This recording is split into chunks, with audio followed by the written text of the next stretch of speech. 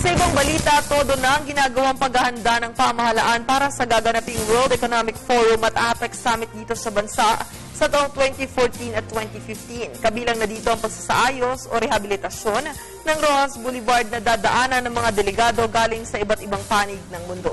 Si Julius Di Samburon ang ating tagapagbalita. Matapos i-anunsyo na sa taong 2015 at sa ikalawang pagkakataon, muli na namang gaganapin ng Asia-Pacific Economic Cooperation o APEC Summit dito sa Pilipinas. Ngayon pa lang ay todo na ang ginagawang paghahanda ng pamahalaan para dito. At isa na dyan ang pagpapaganda sa mga daanan at kapaligiran lalo na dito sa Kamaynilaan.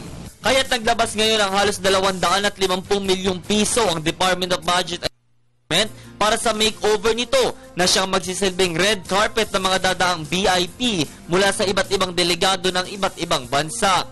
Ayon sa DBM, kukunin sa nasabing pondo ang pagsasaayos ng mga daanan, paradahan at mga pailaw sa lansangan. Kasama sa kanilang gagawin ay ang 10.1 km 8-lane roads mula Bonifacio Drive sa Maynila hanggang sa Airport Road sa lungsod ng Parañaque. Bahagi din na nasabing rehabilitasyon para sa isa pang international conference na gagawin sa Pilipinas bukod sa APEC Summit. Ito ay ang 2014 World Economic Forum on East Asia.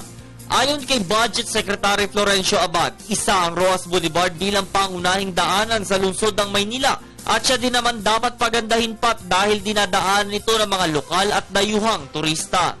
Hindi lamang para sa dalawang pulong ang dahilan ng pagsasaayos nito, ani Abad. Makakatulong din ang nasabing konstruksyon sa inaasahang dami ng mga dayuhang tutungo pa sa bansa at maging paghahanda na din para sa pagsasaayos ng sistema sa lansangan, maglaon man ng mga taon. Magtutulungan naman ang Department of Public Works and Highways at ang Department of Tourism para sa proyektong ito. Bawat kagawaran ay kanyang trabahong gagampanan para sa pagbuo ng isang development plan. Isasaayos din nila ang trapiko at sisiguruhin ang seguridad ng bawat isa. Para sa Telebisyon ng Bayan, ako si Julius Di Samburon.